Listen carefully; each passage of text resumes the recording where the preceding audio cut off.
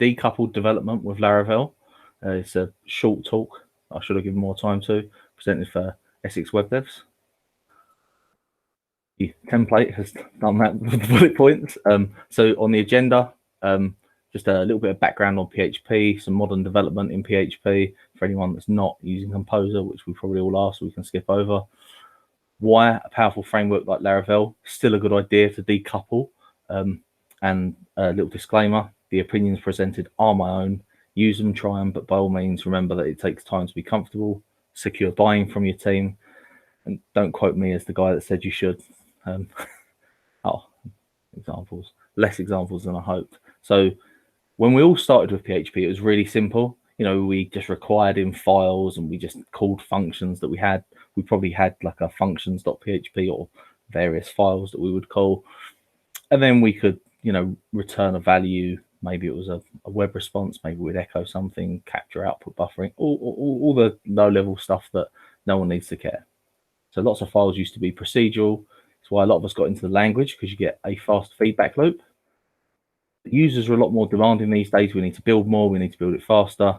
We need to know less about sessions and lotteries. I'm only joking.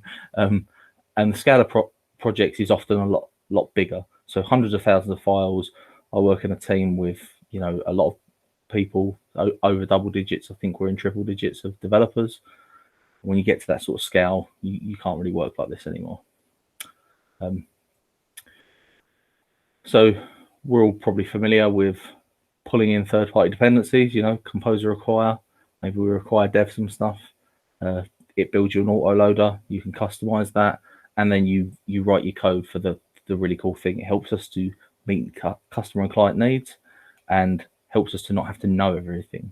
So we can pull in stuff like Laravel, and autoloading helps us not worry about where files are, as long as we've configured everything correctly. And there is a little bit on this on autoloading, because if you're putting a project within a project, you probably want to separate the code a little bit. So from here, we see a tech test that I recently undertook as part of like a job interviewing process. Someone sent me something, add a health check. I didn't want to delete that from their code, but their code was procedural. So I just refactored it into like a HTTP action, which is like a controller endpoint. It's a special function that will run. We grab a renderer and we just have an invoke method so that we can call it, and it will say, does the database work or does the database not work? This replaced about maybe 5 to 6 lines of code, but the 5 to 6 lines of code wouldn't have helped us to make a project. So eventually the speed of using others' code will encounter friction when upgrading. Sometimes when translating something that's 5 lines into something that's like 40 lines, you'd be a little bit upset that it's that much more just to be able to integrate all the pieces together. But the more parts you put there, the more easily testable things are, the more you can move things around and plug them. But worse still, without the upgrade, we've all been with people who are on sites that might use Laravel 4 or 5 or 6. Without that, you hit a cliff, and eventually, you get security breaches. People aren't confident to touch the code. You can't use the latest things. And so, yeah, that's not great. So often, dependency management, non-greenfield, can be a little bit like this impressive GIF. I just put the GIFs in there because we have GIFs. I thought this one kind of fit for dependency management because it's kind of cheesy. People get bored of reinventing the wheel. There are lots of trade-offs, but what did we test with like before things like PHP Unit? Before those third-party libraries came out, I'm guessing that a lot of us either didn't test or had like a manual process or tested on customers. So you've chosen a framework. We're going to focus on Laravel for this because I know a lot of people in this group use Laravel. Doesn't matter which framework you choose, these principles will be applicable to, Laravel, to Yi framework, to CodeIgniter.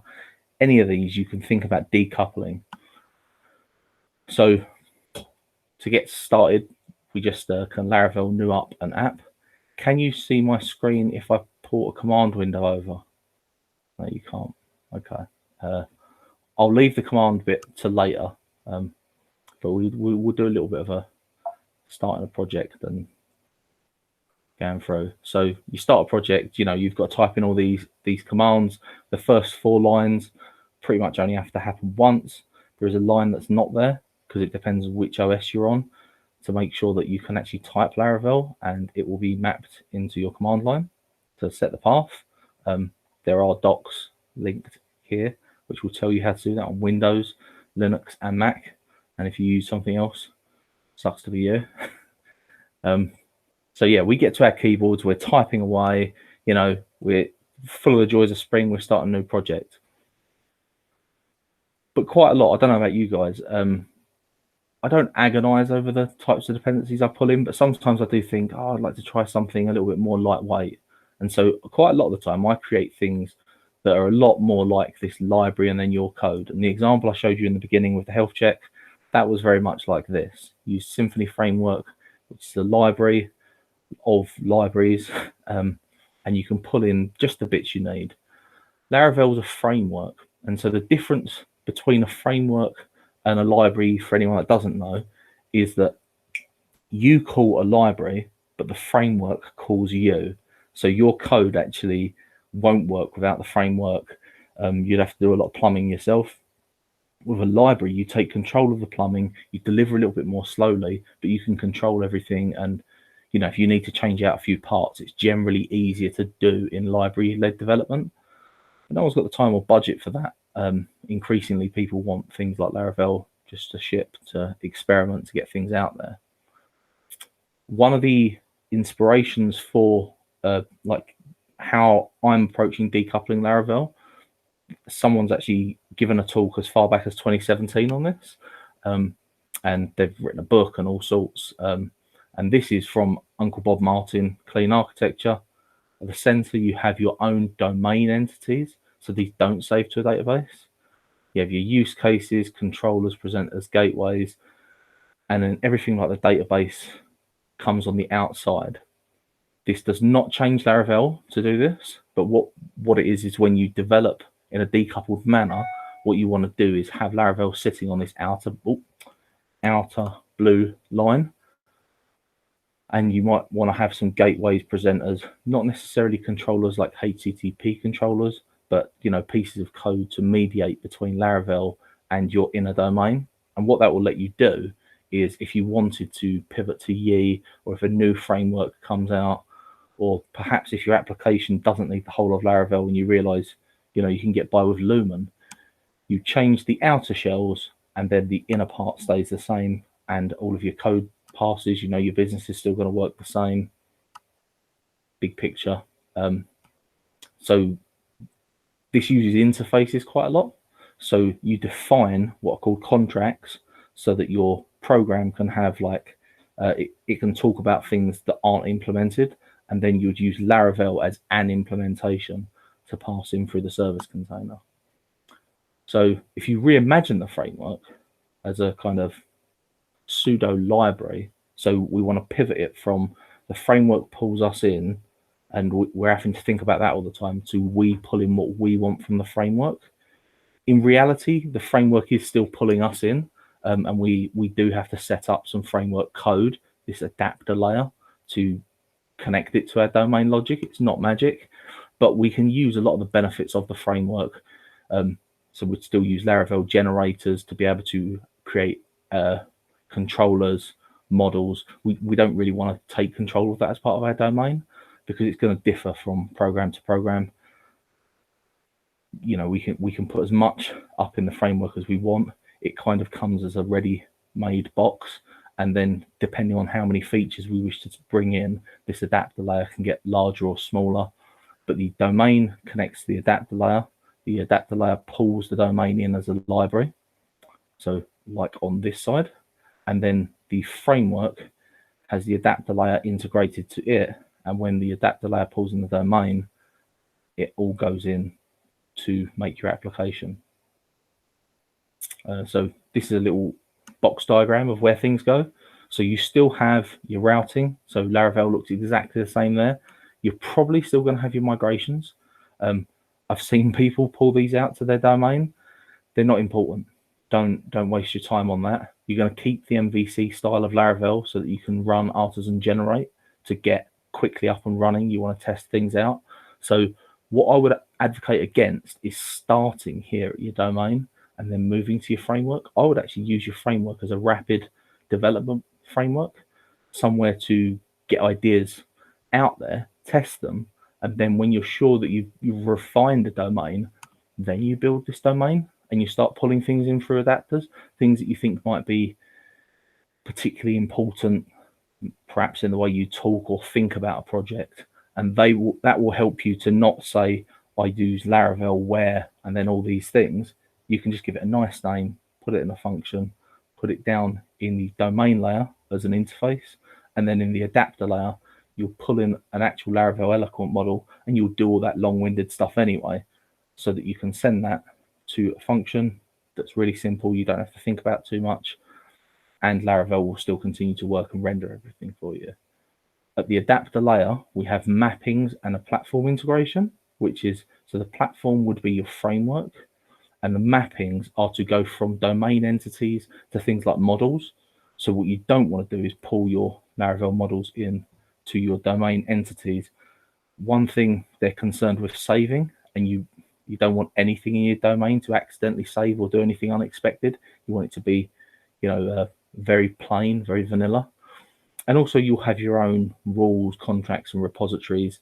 So things like web form filtering, you may actually build an adapter layer platform integration, take your rules and build Laravel rules. So Laravel takes arrays. You could very well build your own classes to build like a validation through like a factory, and then send that resulting array to Laravel. Has anyone got any questions before I start showing? I've got to get onto code in a bit. Crickets. Have I gone too fast? That all makes sense. Cool. So I think that's just a repeated slide. So this is what your routing would look like, exactly like your current Laravel routing. As I was saying before, you keep Laravel routing. So if you want to mount a resource, you can still do that. If you want an individual sort of function, you can do that. But instead of like something trivial like return hello world, you would have a use statement pulling in your domain adapter, probably through a service provider or through the service container, and then you would do everything you need to do in your route. So here's your MVC and migrations. This is just making a to-do with factory and everything else as a model. And this is making it with a model controller. And I think it's all the same stuff, but there is a difference between A and MCR, but I think it's factories. I think MCR creates the views for you as well. But so this is just basically how you use Laravel anyway. And then when you actually bind it into your framework, and this is an example from a real decoupled Laravel sort of example code base, you would pull in your sort of app classes, and then this app bind is that service container that I was telling you about. If anyone's familiar with dependency injection, instead of having like a series of statements telling you exactly how to new something up, you might put it in like into a service class, and then you would put the service class in here, which would make a new version of that dependency. So in one place you would instantiate it, and it would be available throughout your application. And doing things this way, Laravel still gives you the magic. So, like if you go to a controller route in Laravel, you can put a user as a parameter. And if you take an ID, Laravel will magically take the ID and load the user for that ID. So working within Laravel or whichever framework you're working within, you can still work in a familiar way. Your adapter layer is basically about mapping things. So we've got two concepts. We've got platform integrations and mappings. So a mapping is when you would call one thing on one side and another thing on another. It's also a method of encapsulation. So perhaps you have a car dealership, but you're like Ford, you're a fully integrated car manufacturer, so you have a mapping area of your software where you're concerned with ASINs and SKUs and bills of materials for many items and marketing costs. But then you've got a dealership layer, and when it finds out from the manufacturing it doesn't ask for ASINs and SKUs or bills of materials or marketing costs, it simply asks for item codes and gets prices. You know, it might have colors and other options. I've tried to keep it very simple. But for example, at work, we use something called Falcon framework. So we use Laravel and we use Falcon, to name like two frameworks that we use. And when we're mapping from Falcon to domain code, we have to switch a request from a Falcon request, which is not PSR compliant, which is a huge pain, to a PSR compliant request, so that our code remains flexible and portable. You would use, you would try to use standards and things that are part of like the PSR community, so that you're going to have the most compatibility with other PHP frameworks in your internal domain, and you might not be so concerned with the external domain. The other way you could think of this is Falcon's not that's not Falcon. Starts with a PH. So I think that's a different one. But so essentially the concept is that you use common interoperable parts like PSR, dependency injection, requests, logging in your domain code, so that you combine to other frameworks more easily, and you use the adapter layer to make sure that if the framework you use doesn't perhaps use requests that are PSR compliant, then you switch from your PSR compliant to whatever the framework provides. There is some loss sometimes. Lost the keyboard, there we go. And then your platform integration layer, this is where you would take, for example, and I focus quite heavily on storage here, but you can do this with anything. So you could do this with, for example, like your sessions. You know, you could take them wholesale off of Laravel. I don't know why anyone would do that, because it's not a huge detail. But at the platform integration level, you could have a Laravel session, which you have a concrete implementation of a domain interface for how you think about sessions. And then you would embed Laravel session in that, probably with a reduced functionality. But you can also expand the functionality of Laravel by doing this. You don't have to shrink it. It's just easiest to work that way. And so here we've got a Laravel Eloquent model user that's bound to the database. So we can actually use that for our repository and our entity in our concrete implementation. But everything inside the domain will think in these terms on the right-hand side, and everything outside, so everything connecting to Laravel, so like your models, your controller route binding, this will work in Laravel. This will sometimes be called a service layer, where you'll pass in things in Laravel to a service layer. I actually prefer to have this just one step before that, so that your service layer can also talk in the same language as your domain, but it really doesn't matter. And so this is an interface definition, interface implementation, and this will be like a concrete thing. Now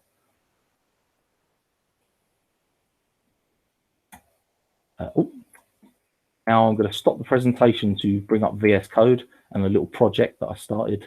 So if I sharing, present, my entire screen. Can everyone see my screen again? It should still be the same thing with the cat. Yep. Awesome. And I'm gonna pull up VS Code because I don't think I've set up my PHP Storm correctly on this Mac. This is what Mike was talking about earlier, the Laravel session. This is nothing to do with the talk, so I'm just going to close that out. And so we have a standard Laravel app here. And so in the presentation earlier, I was talking about the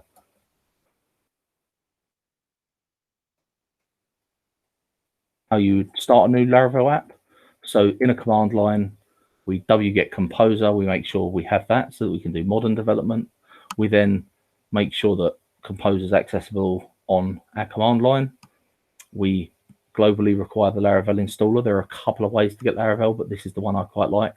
And then we can do Laravel new, and I've just given it some choices. So that's what I did to generate this app, and it's not complete. So I haven't actually, you'll notice there's some red code here where I've not completely flushed everything out. But if we come in, this is a complete Laravel install. This core directory is what's different. And what you're going to call this folder really doesn't matter to me, because some people will have multiple modules and they'll have their system be multiple libraries. They'll decompose it. And that's, you know, a choice that they get to make. But the first thing you have to do after making that is you have to add it to your autoloader. And I prefer to keep it outside of Laravel so that no one gets confused about what should live where. So you'd have your app, your database factories, your seeders. This is all just part of Laravel. And then I've just added a comma to this line, which is why it's showing a change. And then I've called this one Essex Web Devs because we've got this meeting. And we have a core folder where all of our stuff's going to go. This is where like the decoupled development starts. And so I can create like my models. I've actually used a built-in model, and I have a concept of an abstract entity. This is actually lifted from another presentation, but most, you know, common entities have the concept of a primary key, like an identifier, which you can set and get. And then you'll have, you know, specific things per entity that you've got. So I've got two here, customer and score. I was going to try to build out something for like a local. There's a local business, Neon Knights. I think some of us here might know who they are, down Leon C. They do retro gaming. I was just going to build a little high score controller, but it's not complete. So we have an abstract entity. We have a specific thing called a customer where we only really care about their high score. We have a series of scores, which are 4 players, where you get a value. So again, you probably don't want to start at this side. You want to start with your models and refine a domain, but just so that we actually have some code to discuss and think about and look. This is what I went with. So here it's called a player. Here it's called a customer, possibly not the most cohesive domain. And we start to bind things together in our repository interfaces. So just like we have an abstract entity, look at this. Should have started with yours, Mike. Should have started with yours. could have cleaned it all up, and then you wouldn't have merged it. But so we can start with something like a repository interface, just like we have an abstract entity. All things that save to a database commonly have an ID. You're going to have a couple of methods that are going to be kind of generic. I don't love this style. It was borrowed from like someone else's presentation on this, but you know, the concept is still there. You have the concept of getting something by its primary key, getting all of a list of things. I think that should probably have pagination in it, but you've got persistence and you've got your transactional, which I don't think it should be in the domain, but from that, you then get specific repositories. So this one's blank. We don't do anything with it. We're just going to get customers. But customer scores, we want to get them all, and we want to give it a player ID. So we don't want to get all of them like the generic repository interface just gets everything. We want to actually do something that will get all of them for a specific customer. And that will allow us to get the aggregate that we can put into a customer that we can present to people to say, this person's top of the leaderboard, this person's Lewis, and they're very bad at games. And so we have like this inner layer of our domain where we would put all of our business logic. There is no business logic in this because, like I say, it's not completed. But we then have our adapter layer. And so in that, I've chosen to structure this where each system is a sort of subname space. How you want to divide this up is entirely down to you, but I've got Laravel, and because Laravel is huge, I put a persistence folder in there, and inside the persistence, we have this concept of a Laravel customer repository, and we're going to use the user model, and we can use the methods that we would regularly use, find or fail. This is the real benefit of this, is that if you start off with doing this in Laravel, you'll have all this code. And all you need to do is then think about the language, that you're going to use to sort of put all these pieces together. And this is perhaps not for one and done websites, but more if someone's building a product, if someone's trying to launch like a SaaS app, and they're going to, maybe they've got their first million in funding, and now they need to get a group of developers to be able to talk about this thing and develop it in sort of one direction. That's exactly what a domain is for. Well, it's one of the things it can be for. So here we have get by ID. We're just using find or fail. And in fact, what you would probably do here is you just do a little try catch block where you would actually also sync exceptions down to your, in fact, that's a naked one, but it's not going to be much better when I do exception A, but you would catch that, and then you would marshal it to something inside your domain. You would have your own exceptions within your domain, and you probably wouldn't use Laravel ones. What would happen is at the boundary between you and Laravel, you would have a mapping where when you're sending things back out the repository, you have these mappings where you would be able to map exceptions from internal types to external types.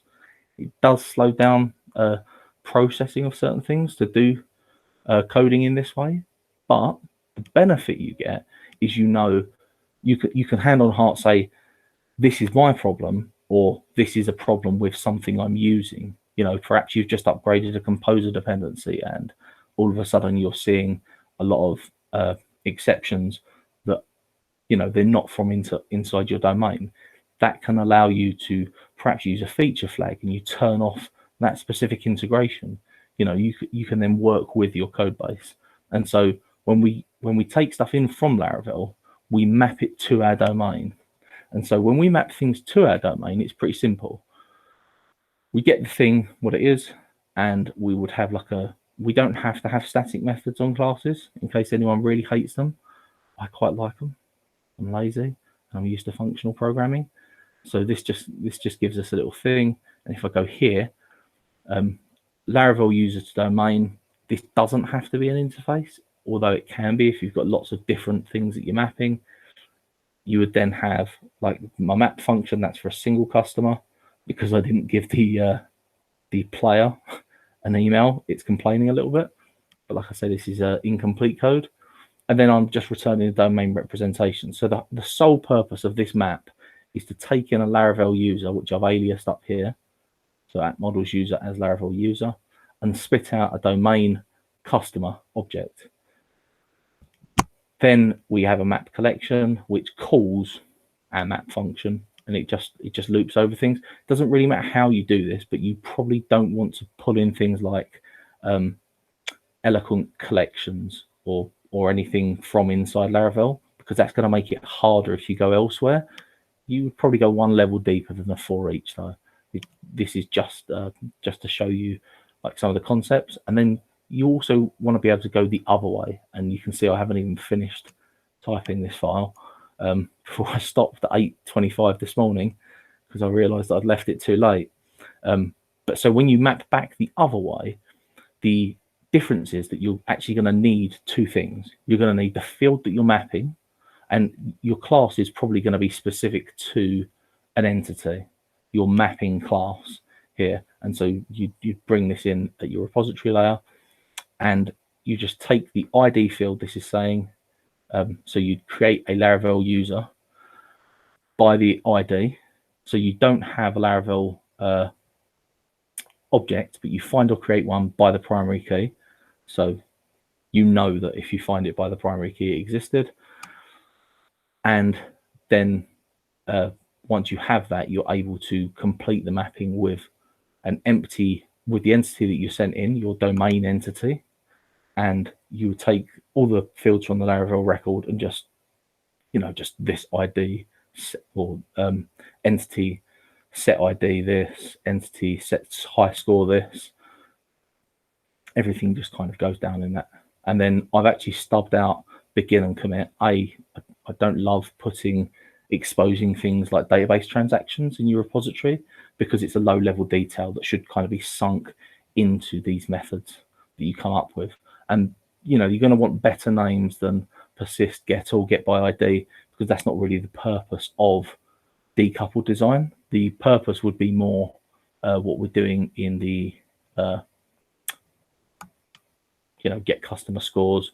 Perhaps it's a credit score and there's a lot of work behind that, but you're just giving that one exposed function where you can send something in like a domain ID, and then all the connections happen separately. So you could have a Laravel system in this and a WordPress system, and you could bridge them using decoupled design. That is all the code that I'm able to share. I can't share any of my stuff from work, which kind of sucks. But are there any questions?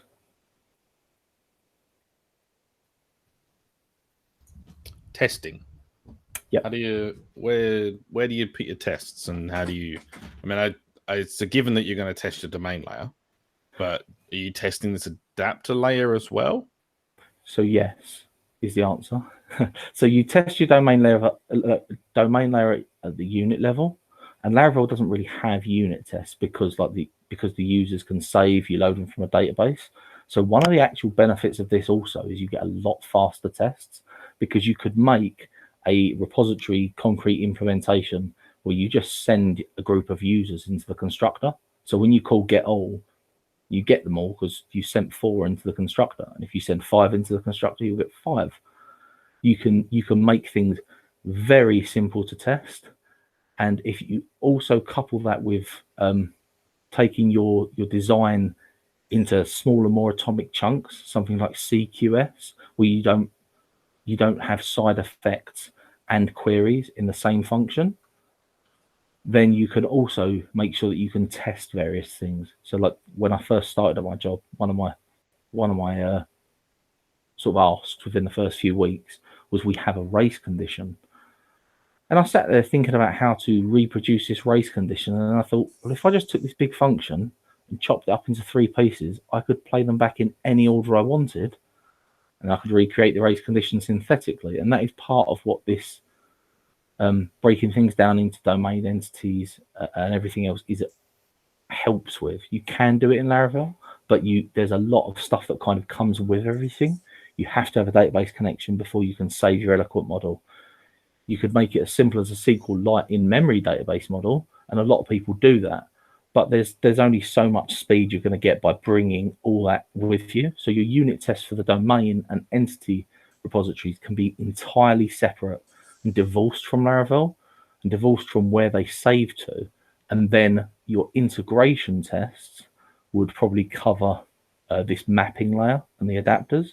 And then your end-to-end tests, if you do those, will cover the full whack. And I don't know if we've all heard of the testing pyramid, but the idea is you've got a lot of unit tests, you have a lot of integration tests, but there's that for every unit that integrates, you're going to want an integration test, and then your end-to-end test, you're going to have a few very valuable flows, because they might take a little while to sort of produce, and they'll be like your Laravel feature tests and things like that. So you wouldn't use necessarily your tests folder. So this is like Laravel. If you wanted to, you could use this, but this is actually this is a PHP unit test case. You could use this pretty easily. Maybe it's the feature tests, were they? In fact, it's all is that? Yeah, test case would be a Laravel one. Yeah. So that's where you would test your Laravel code and the integrations between the two, like your adapter layer. But you would test all of your unit tests. Either I have a strong preference of putting it in the core folder and having a tests. And also, if you're going to pull in sort of dependencies, sometimes I have like a composer JSON in the core folder. Sometimes I literally pull core in from another repository, so that it's completely separate and you can manage it as its own library with its own tests. And then it can actually really speed up your application, because a lot of the stuff you're doing, you have these in-memory implementations for, that you're able to whiz through the whole application. And then everything else, like the pretty frame you put on it, whether you use JavaScript to communicate, all that stuff can live in Laravel. And then you've got various ways that you can then tackle, that side of things as well. But the concept of this is so that, for example, you were talking about sessions earlier, Michael, when you've got users coming into a Laravel system, and at a certain stage, certain parts of the framework you have to change. They're not actually a core business value to you. Like, it's important that you do those, and that Laravel probably covers those decisions that you've made so that you can check for regressions and things. But when you want to check, like if you want to implement a new feature, at a certain point your domain gets so mature that you actually flip from starting in Laravel to being able to assemble things in the domain and then start building the Laravel components. And it will still be the same order. You still use artisan make to build everything. And if you have a Laravel persistence layer, then you would have like a repository for each entity and each group of entities. So if you have a user with a score and you want both of them, typically you'd have like a separate repository for that, which is separate to the customer repository and separate to the scores repository. And that might just be, maybe you've got a system that touches 12 things, invoices, orders, all these things, line items, users, I don't know, accounts, where you've got like a bill of materials. And then your domain can enforce all the logic. So you don't rely on Postgres and its constraints. You might use a hash map. You don't have to get too crazy with this. You can use like an array in PHP, and that will give you the same deduplication benefits as like going to a database. You just have a set key, and if the key exists, you throw an exception. Exactly the same as Postgres does, but you don't have to stand up that instance. You don't have to be coupled to Postgres if you want to move to MySQL, if you want to move to SQLite. If a new database comes out, you use this decoupled design to then fit what you've got and what you need, your requirements, into the technology, not your requirements into the technology to start with. And that is actually pretty much all I've got. As I say, unfortunately, the code, I prioritize some other things, and yeah, so the code section of this talk was quite short. I do have a few more slides, just I don't think they. Okay. I have a question. How do you handle relations that Eloquent provides? Yeah, so you work them. So I started to talk about this when I said about so if you had a relationship, say let's say you had users that had permissions, right? So you would have Laravel user. We can't see your screen anymore. Oh, I'll just type in that. I'll share the screen again. So you'd start a Laravel user permissions repository instead of a custom repository.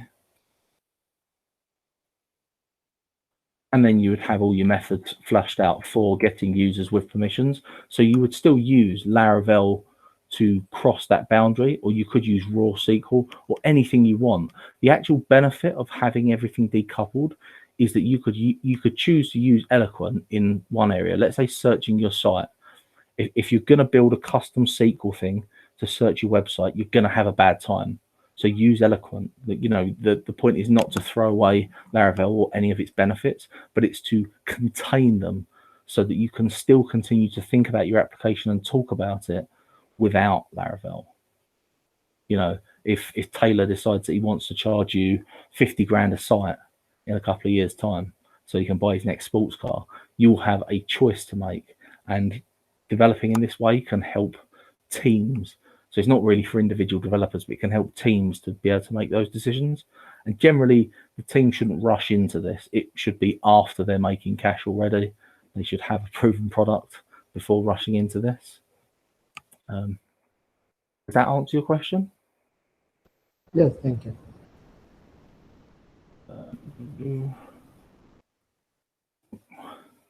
So I've got a note of a couple of things to avoid. I kind of said them when I was going through the talk, but embedding libraries or frameworks, nice to have, like collections, Carbon, things like that in your domain. Carbon might actually be an exception because working with raw PHP datetime can be hell, just horrible.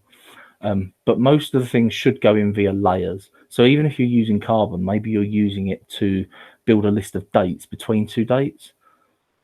So you could just expose datetime interfaces, and then like at the contract level, so when you're defining an interface, and then later you would go forward in a specific implementation. So maybe the adapter would be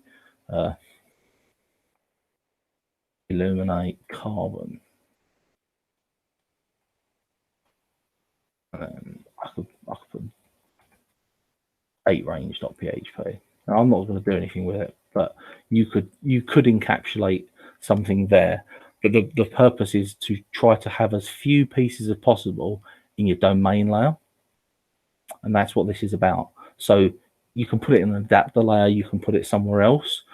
If we come back a bit, there's this onion skin. So this is your domain, this inner circle here, and then your use cases will come out of that domain, and then this is kind of your adapter presenter framework, and then this on the outer part is actually Laravel.